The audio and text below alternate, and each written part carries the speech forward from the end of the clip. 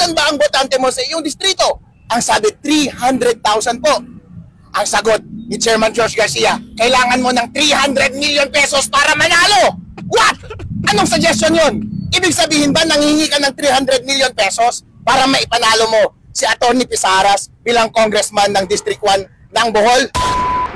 Yan na nga ho ba sinasabi natin dito kay Chairman George. Patong-patong na problema ang kanyang kinahaharap ngayong mga panahon na to. Atty. Harold Respicio nagpunta na ho sa Supreme Court para sampahan ng kaso yung tinutukoy niyang makapangyarihang individual dyan sa COMELEC.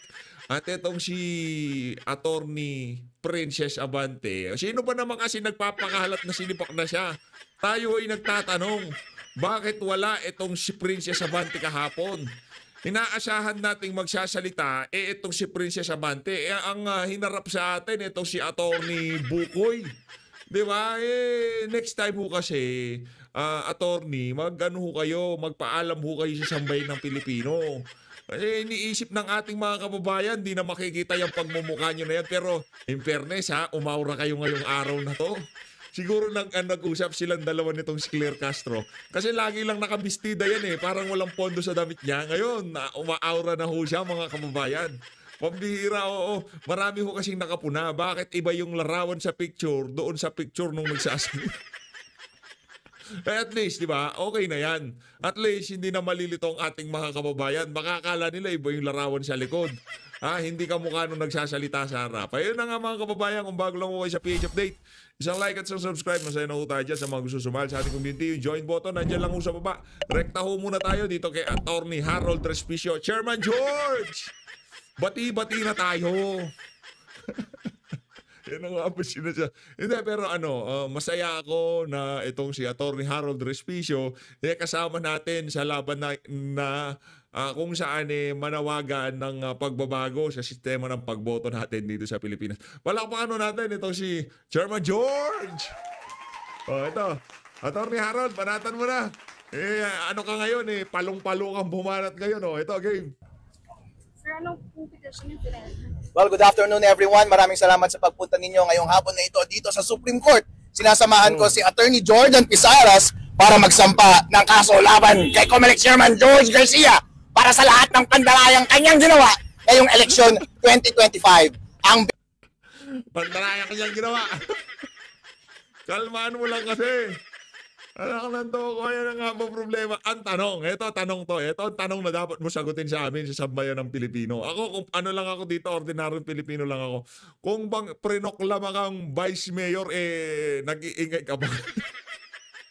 Chairman George! bigating aligasyon ni Atty. Pisaras ay dumalaw si Atty. Pisaras noon, October 2024 sa opisina ni Chairman George Garcia para mag-courtesy call. Dahil first time niyang tumakbo bilang congressman ng District 1 ng Bohol. At tinanong niya lang si Chairman George Garcia, meron po ba kaming assurance na may papatupad natin ng maayos ang lahat ng ating election laws ngayong election process na ito? Ang sagot ni Chairman George Garcia ayon sa petisyon ni Atty. Pisaras ay, ilan ba ang botante mo sa iyong distrito? Ang sabi, 300,000 po. Ang sagot ni Chairman George Garcia, kailangan mo ng 300 million pesos para manalo. What? Anong suggestion yun? Ibig sabihin ba nanghihingi ka ng 300 million pesos para maipanalo mo si Atty. Pisaras bilang congressman ng District 1 ng Bohol? Naniniwala po si Atty. Pisaras na nanghihingi ka pa ng 300 million. Oy, George Garcia! Walang hiya ka, 300 million yun ha! Pambihira, oo. Mga ano talaga itong mga to? Mga mukhang pera. Eto, nagtatanong tayo, totoo ba to? Sinabihan mo tong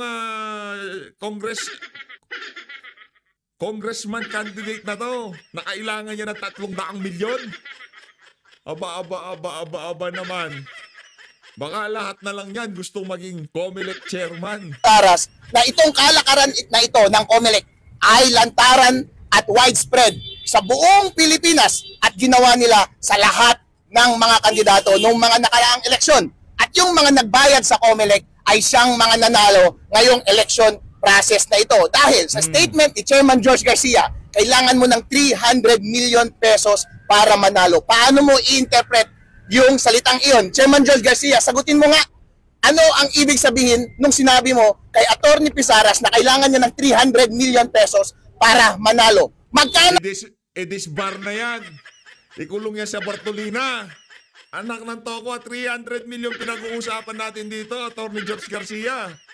COMELEC Chairman George Garcia. O hindi naman pwede magsinungaling yung abogado na nasa gilid niya. Kasi ano ho yan eh. Forgery yan eh, di ba? Magpapatuto ka sa isang kasinungalingan. Nako, yari dito si George Garcia.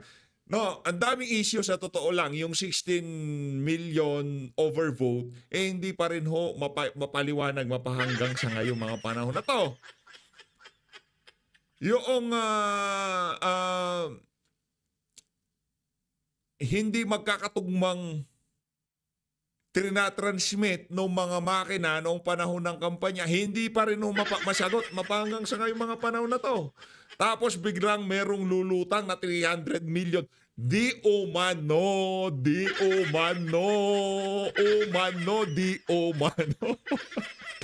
Langya ka, George Garcia. 300 million di umano ang binanggit na numero nung merong nag-courtesy call sa kanya. Isang congressman. Iwas puso eh. Ano ang sinabi mong halaga para sa mga ibang kongresista, ibang mga kandidato na lumapit sa iyo? Kaya hindi po nakapagtataka yung mga sinasabi na merong bilyong-bilyong salapi na nasa isang bank account, na nasa isang lugar, na ang may-ari ay isang makapangyarihang tao sa COMELEC. Hindi po ito chismis lamang. Ito po ay totoong aligasyon. Ito po ay pinaninindigan ni Atty. Pisaras. Nandoon po sa loob, nasa loob ng petisyon.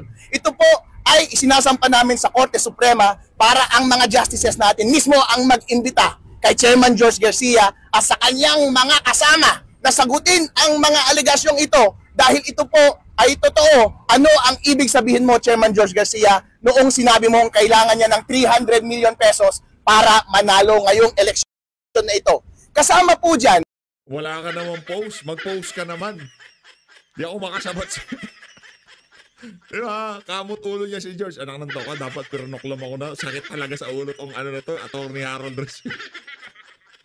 Di mo pa kasi pinoklam mo, mananahimig na eh. Noong pagkapanalo niya, ano sabi niya? Chairman George, magtulungan na lang tayo. Kalimutan na natin yung mga dapat kalimutan. Eh, hindi mo pinoklam ha. Yan tuloy, nagwala. Ganyan lang naman ho yan. Politika yan. Pero, masaya ako na dito sa laban na to, kasama ko itong si Chairman George. Si Atty. Harold Respecio. Saludo, Atty. Harold. Palakpakan muna natin. Kayo naman, no? Palakpakan natin yung si Atty. Harold. Hype na hype siya eh. Palong-palong siya sa pagbira dito kay George Garcia eh. Di ba? Ayos. So, tuloy. Yung maling paggamit ng COMELEC ng version na software doon sa automated counting machines. Ito ba yung paraan para isagawa ninyo yung daya na inyong ginawa? Ang na-audit po ay version 3.4. Bakit nyo ginamit yung version 3.5? Nandun ba sa version 3.5 yung daya na inyong in-implement? Ganon din po ang maling pag-implement ng COMELEC pagdating sa transmission ng mga election results mula dun sa automated counting machines papunta sa mga servers. Ang sabi po ng batas, diretso dapat mula sa automated counting machines papunta sa mga servers ang resulta ng eleksyon. Pero sabi mismo ni Chairman George Garcia na dumadaan muna pala sa data center 3 yung mga resulta ng automated counting machine. Therefore, namamanipulate po yung data sa gitna. Hindi po sinunod yung batas. Chairman George Garcia, sagutin mo po ulit ito. Ito po ba ay ulit ang inyong paraan para isagawa ang pandaraya noong nakaraang eleksyon? Chairman George Garcia, kailangan nyo pong sagutin lahat ng firmware na sistema, yung magkakasalungat na pag-transmit ng data, yung pagkakaroon ng consolidation server. Ang dami yung problema. Ngayon, 300 million naman. Tapos gusto nyo sa 2028, yan pa rin gamitin natin. Si George Garcia pa rin ang mangangasiwa ng botohan. Anak ng toko, palitan na dapat palitan. Di ba? Ano ho yan? Yung magkaroon na tayo ng reforma kung reforma sa susunod na election dahil pagka nagpatuloy itong mga ganitong klaseng kabalbalan, nako, sigurado ho tayo 100% sa 2028 same scenario para kung walang nangyari. Lahat ng ating pinaglaban, lahat ng pag-iingay na itong si Atty. Harold Respecio ay sa walang kwenta, ika nga. Dapat ho talaga, ngayon pa lang, kalampakin na ho natin to. Tuloy-tuloy na ho natin ang pag-iingay. Inumpisahan na nitong si Atty. Harold Respicio. Tapusin na ho natin. Tanggalin na si George Garcia at magkaroon na tayo ng hybrid election. Ha? Magkaroon ng bilangan dyan sa precinct level at bahala na sila doon sa transmission. Bahala silang magdayaan doon. Pero sigurado yung bilang na isinagawa doon sa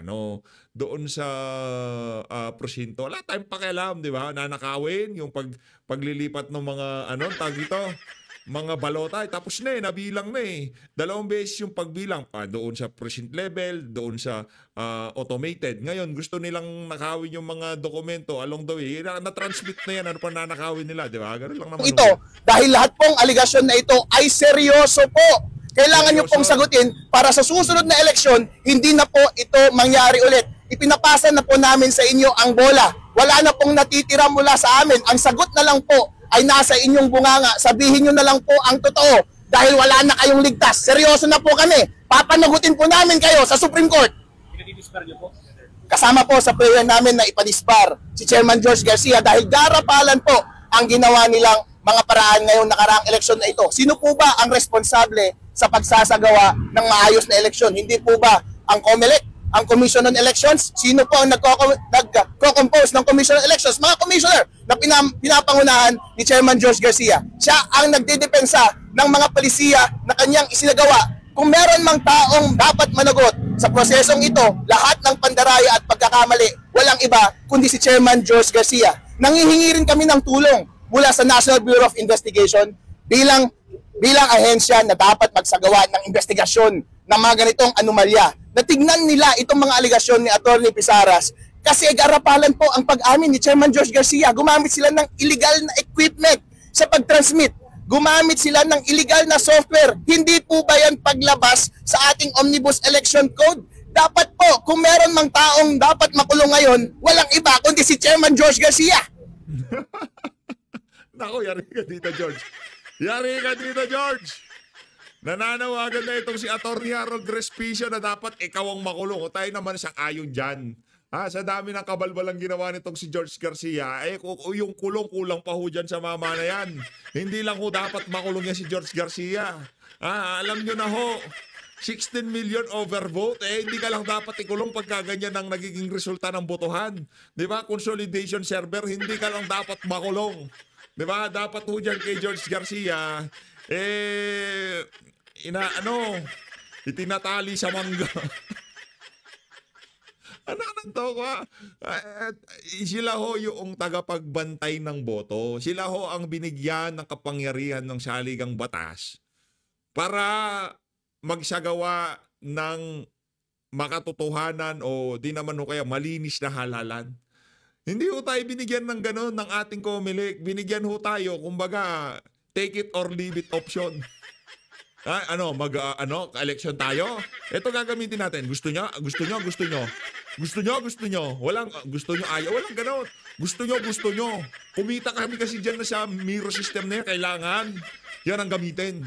Gano'n nung sila. Hindi ho yung tipong, ano tayo, mag-usap-usap tayo sa sambayan ng Pilipino. Sinasabi nila yung gastos, kala mo concern sila sa pera ng sambayan ng Pilipino. Kabalbalan ho yun. Huwag yung paniwalaan si si Garcia pagka sinabi niya, para makatipid tayo, para makapag-save ang pamahalaan. Anak ng toka, makapag-save nga tayo, puro kurakot naman yung naupo. Diba? Ganito sana senaryo. Okay, class, Pilipino, anong gusto niyong botohan tayo? Diba, this election, magbotohan tayo kung anong gagawin natin, hybrid, automated, fully manual, diba, ganun lang naman kaso, ho sila, ika nga, sila lang ang nakakapag-desisyon. Walang partisipasyon ng mga kababayan natin. Hindi ka makakaangal. Pag umangal ka, kakasuhan ka ni Chairman George. Dito na ho tayo kay Aling Princess, dito kay Atty. Princess. Ayan na, sa mga nakamiss sa kanya, ito na. Spokesperson for the House of Representatives, ma'am. Good morning, everyone. Maraming salamat sa inyong lahat for always being there to keep the public informed sa mga nangyayari dito sa House of Representatives. natapos na yung mga sessions natin dito sa 19th Congress. So, we are looking forward to what is ahead as we wait for the opening of the 20th Congress. So, I think we can go ahead with your questions. Thank you, Ma'am Princess. For today's first question, we call on Tina Panganiban Perez from GMA 7.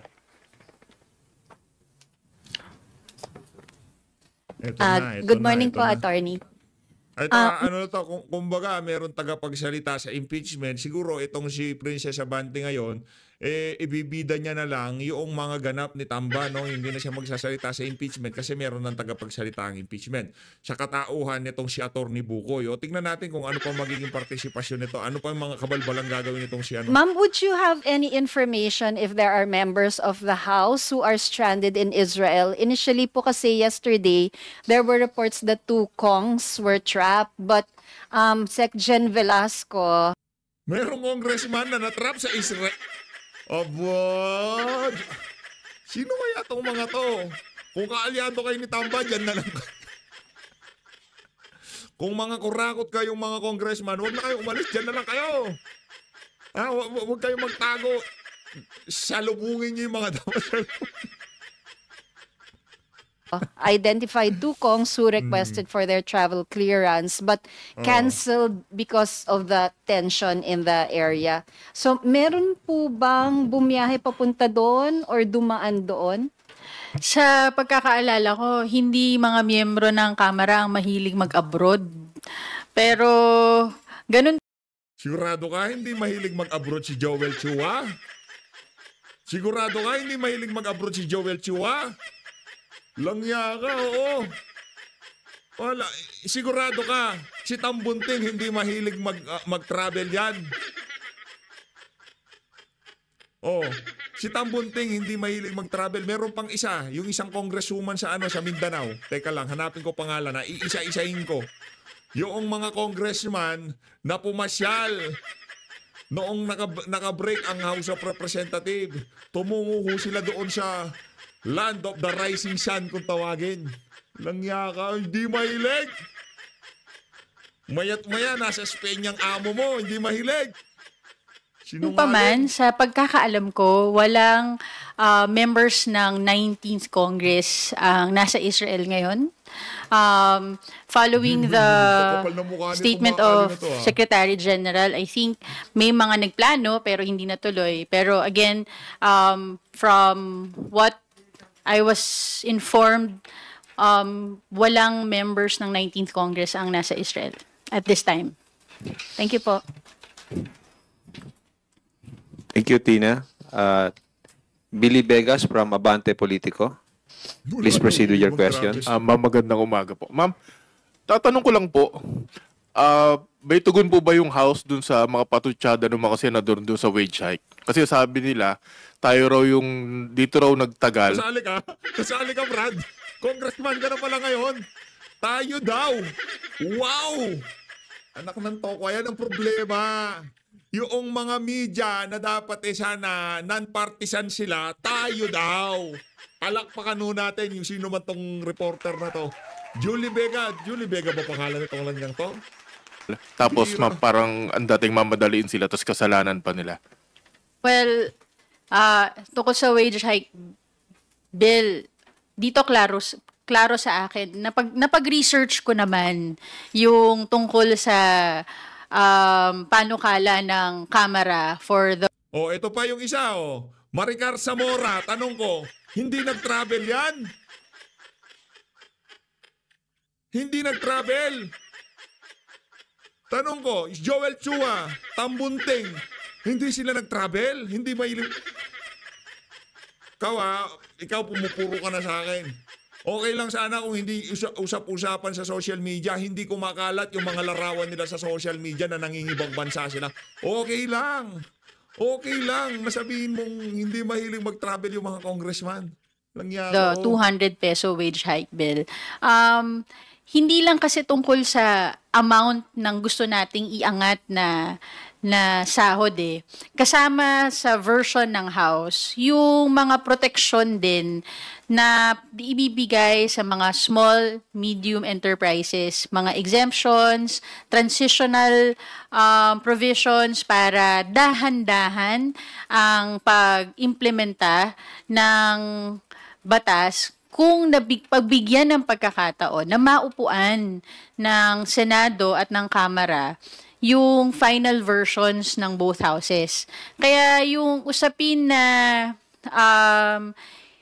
matagal na ipasa ng Kamara yung House version dahil hindi lang naman siya isang bagay na tinaas lang natin yung sahod. Pinag-aralan din at inalam na to make sure na balanse yung batas na maipapasa ng Kamara, hindi lang para sa manggagawa, pero para din sa mga negosyo na pwedeng maapektuhan dahil gusto natin pangkalahatan yung magiging epekto ng legislated wage hike bill. Ma'am, tanong ko na- pero hindi makatotohanan. Hindi mangyayari yan. 200. Bigla kang tiklop ngayon kay Senator Jinggoy. Tiklop ka ngayon? Diba? Dati, angas-angas mo. Ngayon, wala na. Bumahag ka kay Senator Jinggoy Estrada. Yan ang sinasabi ko sa iyo, madam. rin po yung sinabi ni Senator Amy, parang pampintura lang daw yung budget na ibinigay sa San Juanico Bridge. Ba't daw po ganun?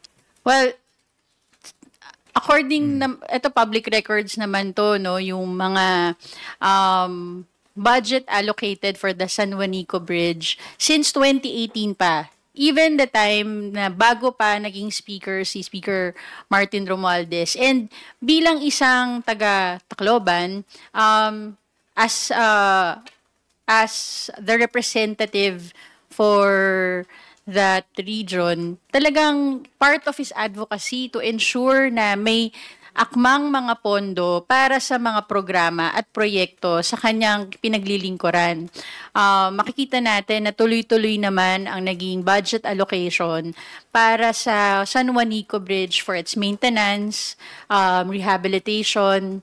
Siguro, si Senator Amy, since she is very much concerned, talangan din natin tanongin, ano naging ambag niya bilang senador na kasama naman sa tungkulin niya ang pag-ayos ng budget ng bansa dun sa pangangalaga ng San Juanico Bridge. Teka lang. Di ko dito kinakampihan si Manggagamit, ha? Di ko sa kinakampihan ko si Manggagamit dito. Noong ipinasa ang BICAM, nung nagkaroon ng bicameral conference committee na yan, di ba, magpipirmahan, yung mga hindi napagkasunduan na mga provision o mga budget, dyan pag-uusapan. Tama? Ngayon, hindi siya pumirma dyan. Partida, hindi na siya pumirma dahil meron siyang objection, Your Honor. Diyan sa ano na yan, diyan sa bicameral report na yan, wala nga siyang nagawa. Diba? Wala nga siyang nagawa.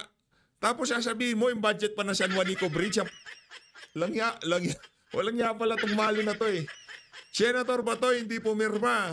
Manggagamit, hindi pumirma. Ang daming hindi pumirma dyan sa BICAM report na yan. Dahil falsipikado ang budget ng amo mo. Meron ba silang nagawa? Anak na to, wala silang nagawa. Kasi ang masusunod pa rin, yung pagiging spoiled brat ng amo mo. Lagyan na. Pero in fairness, madam, talagang inaurahan mo kami ngayong araw. Diba? Kumbaga, binigay mo, ika nga, diba? Pabisti-bisti na lang kasi yan. Sa mga naunang press release niya, sabi siguro, parang natatalbugan ako nitong si Claire Castro, O ngayon, bumiraho siya, tingnan nyo naman, di ba? Pambihira ka. Thank you po.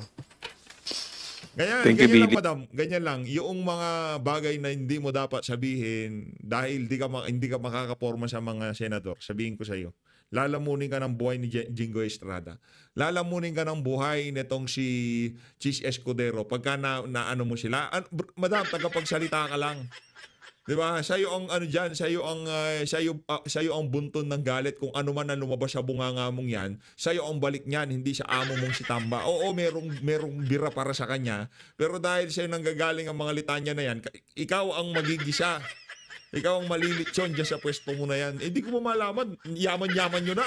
May kadalak nga yung tatay mo. Meron pang Patek Philippe. Meron Rolex, di ba? Ano pa? Dami nyo ng pera, madam. Tigilan nyo na yan. Melalis Moras from PTV4. Hi, good morning, Attorney Princess. Ma'am, follow-up lang po sa Israel. I understand na walang kongs, pero may mensahe po ba yung Kamara sa mga kababayan nating naiipit doon, lalo na may mga naita... Wala tayong pakialam sa mensahe ng House of Representative. Walang kwenta yan. Pagbabalat kayo ho lahat yan. Kung meron man magbibigay ng mensahe para sa mga kababayan nating naiipit dyan sa kaguluhan ngayon na yan, sa silangan, kung di rin lamang yung mga politikong kagaya ni Magalong, kagaya ni Marcoleta, kagaya ni Senator Bato de la Rosa, Robin Padilla, kung di rin lang naman ang mga tao na yan na magsasalita, wag ko kayo maniwala. Dahil pagkaya nang galing dyan sa mga mapagbalat kayo dyan sa House of Representative, panigurado, vested interest na naman yan para makapagpapogi lang. Puta na tayo doon sa banat niya kay VP Sara, rekta ho tayo doon. Dito sa bahagi ng video natin na to, grabe, bugbog sarado itong si Senator Bato de la Rosa doon sa pagbabahagi niya nung AI generated. Nagka-stigma yung AI generated. Wala nang problema doon sa AI generated na ibinahagi niya. Kumbaga yung pagka-generate lang ng video, pero kung gawin mong text yun, wala nang problema, di ba? Porket meron lang nagsasalita. Ang tanong, mali ba, meron ba siniraan yung video na isinare nitong si Senator Bato? Yun ang hindi umaintindihan nitong mga individual na kagaya nitong si Princess Abante. 1/3 yung impeachment case laban sa kanya bago po pirmahan. At may mga allegation din po na may kapalit itong budget bawat pirma. Your reaction po, ma'am? Siguro, dapat maging klaro tayo dun sa mga paratang na ganyan. Hindi pwedeng dinadaan lagi sa intriga yung mga ganitong aligasyon, lalong-lalo na pag ang sinasabing aligasyon ay paninira hindi lang sa integrity nung individual na representante na pumirma, kundi mismo dun sa... Teka, magalit kayo kay Congressman Tiangco. Ini-echo lang ni VP, ini-echo lang ng mga nagsasalita yung sinabi ni Congressman Tiangco nga ba? Teka lang ha.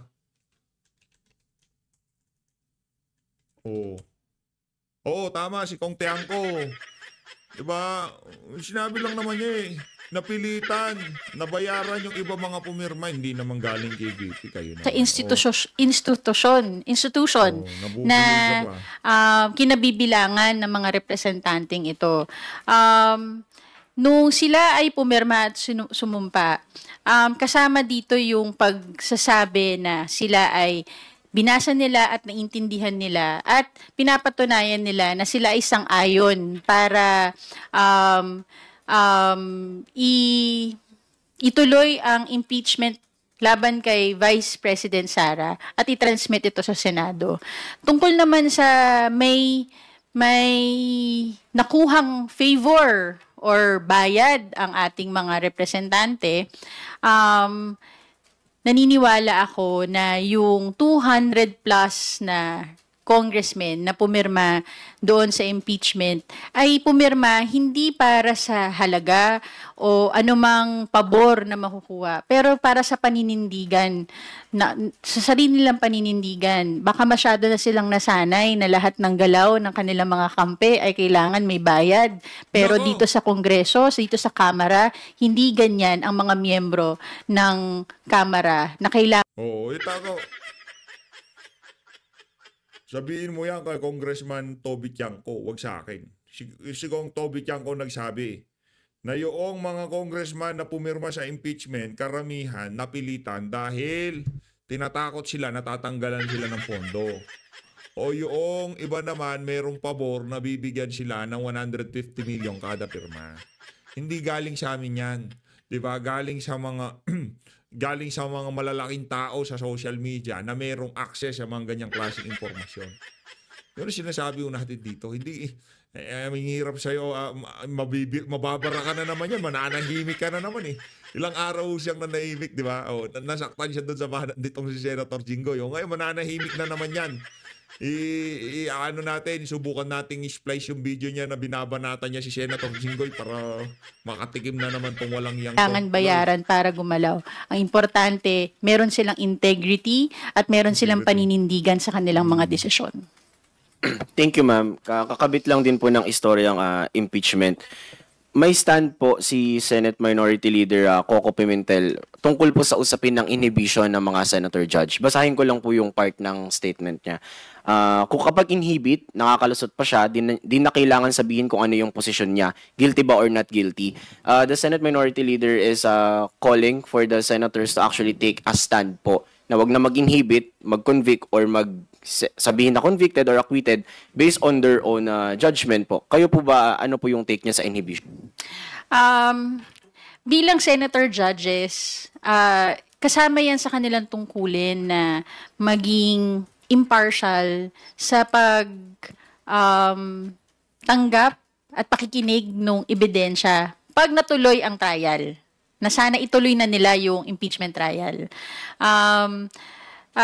Nung hinalal sila bilang senador, kasama yun sa tungkulin eh. Regardless kung ano yung naging desisyon nila para sa pagtakbo.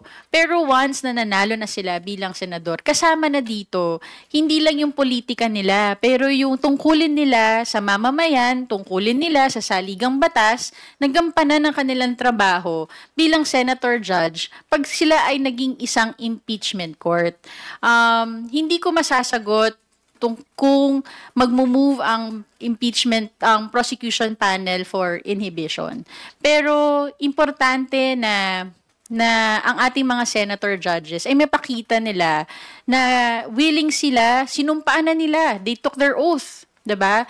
As a senator judge, na gagampanan nila yung sinumpaan nilang tungkulin na magiging impartial sila doon sa pagsuri, sa pagkikinig ng mga ebidensyang ilalahad at magdidesisyon sila hindi ayon sa politika, hindi ayon sa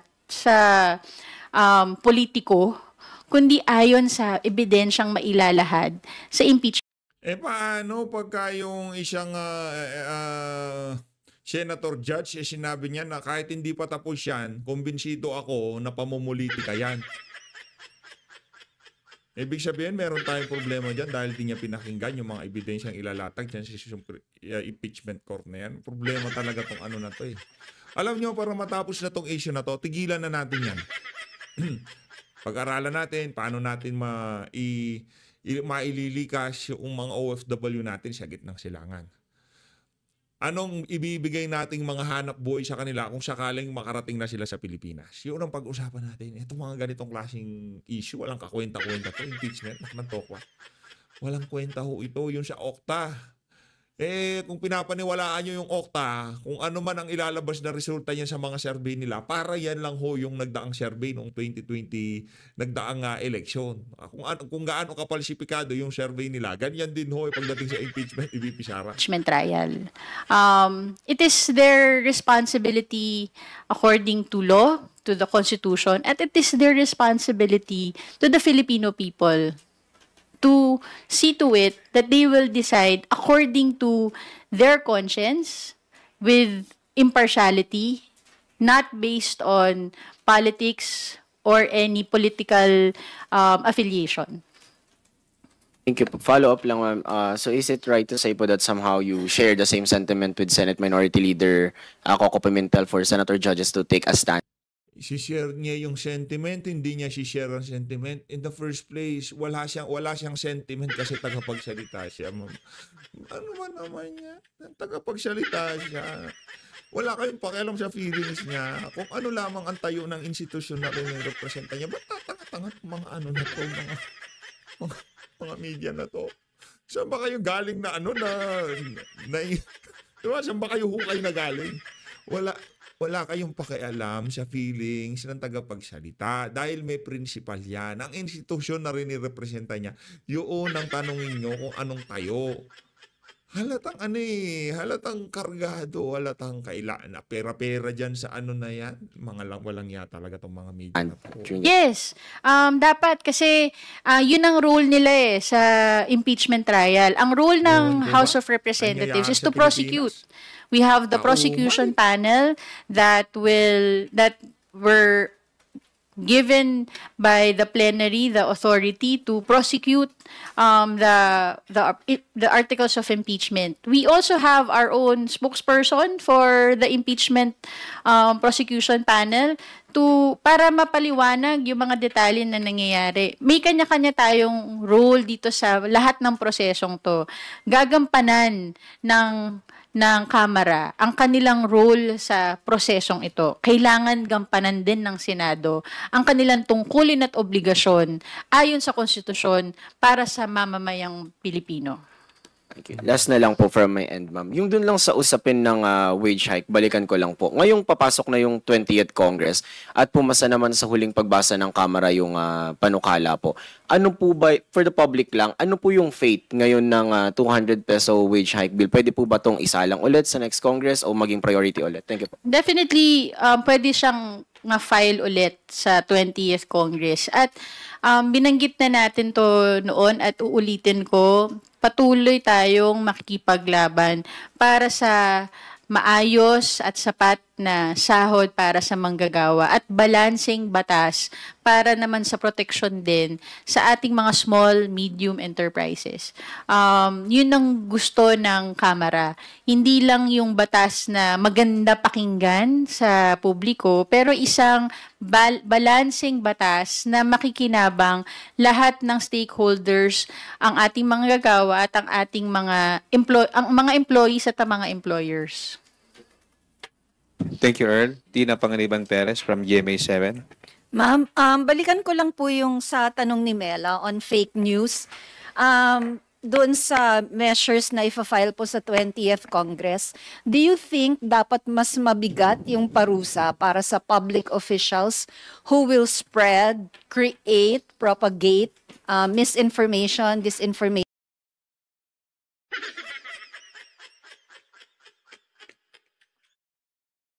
and malinformation? Well, as public officials, we all have a greater responsibility. Yan naman kasi atake ho nila eh. Kahit alam nilang katangahan ng naratibo, ipupush nila. Walang problema doon sa senior ni Senator Bato de la Rosa. At kung yung naratibo man para sa mga bangag dyan sa Malacanang at yung senior nitong si Tamba ni Barbers, wala tayong pakialam. Kung yun ang naratibo at wala namang sinisiraan na sinabi lang nung bata, naniniwala ako na ang impeachment na yan propaganda at paninira lamang kay BP Sara, kaya wag nang ituloy. Anong mali doon? Ay, nako. Sa totoo lang, pagkabukas mo ng computer, kung ganito mga balita bumubungan sa'yo, kung pansin nyo mga kababayan, medyo dumalang ang upload natin. Nasa na lang, 2, 3, ganon. Dumahalang kasi medyo nauumay na ho tayo. Yung tipong paulit-ulit na lang. Yung dinadaan nila sa ganito para yung mga gagawa ng content mauumay na, yung tipong wag na, nagawa mo na yun pagka naman in-interview sila, papasadahan pa rin. Responsibility to advance truth and to avoid disinformation para sa public. Gusto natin ang bawat mamamayan ay laging pag sila'y nagdidesisyon ayon sa tamang impormasyon. Now, kung ano yung magiging penalties for public officials, it's really up to the plenary, to the members of the 20th Congress to initiate the legislation and discuss what would be the right penalties for public officials that knowingly, intentionally, and in bad... Sabagay, if ever na mapag-usapan sa House of Representatives, lalabas din yung issue nung yung sa Billionaire News Channel 'Di ba? Yung isang PR firm na inutilize nila yung AI para magpakalat ng mga picture, paninira kay Vice President Sara Duterte. Pero dito hindi yung natin marinig na binabanatan nila yung PR firm na yun. Pero yung kay Senator Bato, share lang, hindi ho siyang may gawa. Share lang niya yung ewan ko ba? Faith, Nakakita pa nga ng propagate opening. fake news, disinformation, and use AI-generated Alam mo pagka ini-SS yung issue. Alam mo pagka meron silang meron silang naratibong pinupush eh. Dito ang naratibo ay siraan si Bato. Pakita na gumagamit ng AI yung mga taga-suporta ni Digong. Ganun ho eh. Diba? Pero sa totoo niyan, sila ho talaga palong-palo ho sila sa paggamit ng AI. Sa totoo lang. content to cause intrigues, instability, destability, and yung mga paninira sa ating proseso. Ma'am, on impeachment naman po, may statement po kasi yung spokes ng impeachment court na hindi raw sa kanila ang foot dragging kasi ang dami raw nilang nagawa in 1 week. Yung prosecs daw ang mabagal gumalaw. Tapos disrespectful din daw ang litigants kapag kine-question nila yung korte. Kung gusto raw ng House na mapabilis yung proseso, i-file na raw yung dapat i-file. Well, action speaks louder than words, no? Siguro nakita naman natin yung mga nangyari sa mga huling araw tungkol sa ko-convene ng impeachment court. But yung katulad nga ng sinabi ni Presidente, we want the impeachment process to just continue. It is up to the prosecution panel to file the necessary motions that they need to file. But ito lang din po, no, aklaruin ko lang din. Yung mga requirements na hinihingi pa sa prosecution panel, hindi yan kasama sa Constitution eh. Ang requirement lang ng Constitution, a verified complaint that is sufficient in form and substance. That was voted upon by the members of the House of Representatives. That was transmitted to the Senate. A certification, similar to a certification of non-forum shopping, we do not find that in the Constitution. We need to abide by what is provided by the Constitution. Whether galing sa House or galing sa Senate.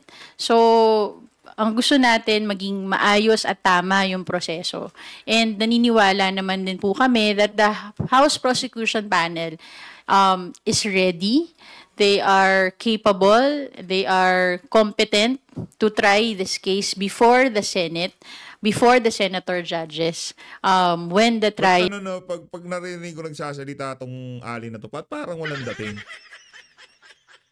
O medyo naging alalay na lang siya sa atake kasi medyo napitik siya nitong si Senator Jinggoy. Trial proceeds forthwith.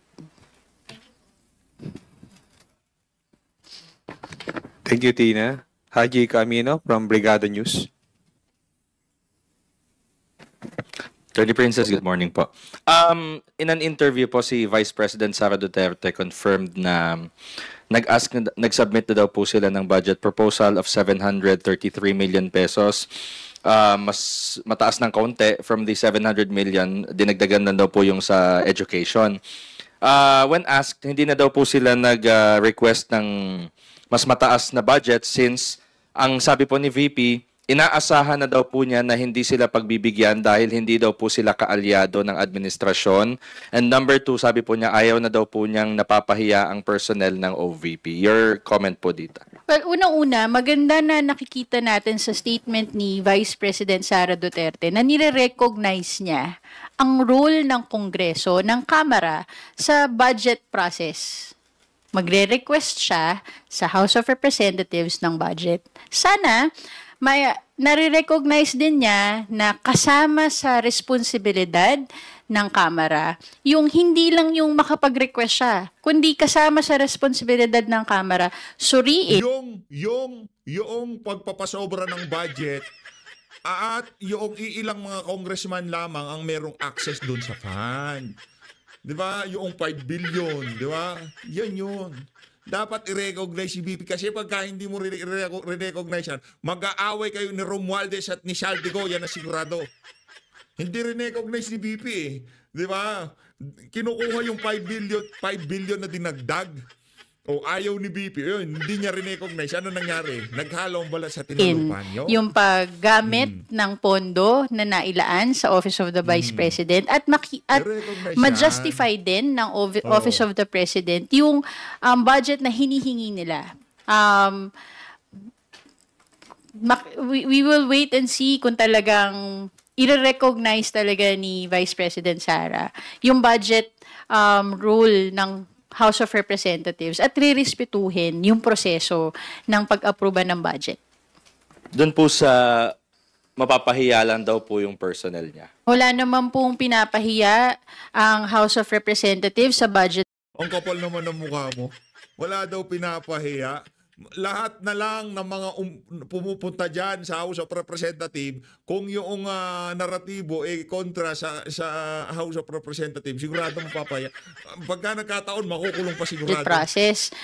Kasama sa trabaho ng House yung to scrutinize the use of public funds for the funds allocated to them and funds that they At saka magsingit na kung saan yung mga liderato lang ng House of Representatives ang may control. Kagaya nung siniwalat ni VP, di ba?